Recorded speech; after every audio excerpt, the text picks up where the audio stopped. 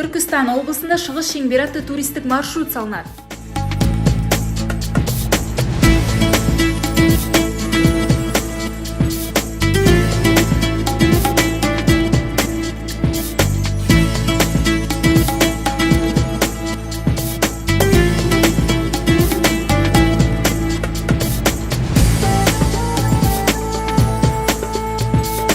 Жақында Киелі Түркістанға келетін саяхатшылар үшін қала сыртында жаңа маршруттар пайда болады.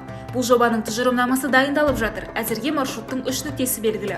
Шығыс шеңбері жобасының негізгі мақсаты тарихи орындар мен киелі жерлерді қайта жаңғырту.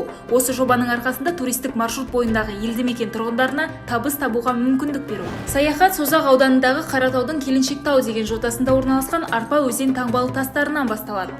Ондағы суреттердің жалпы саны 3,5 мың.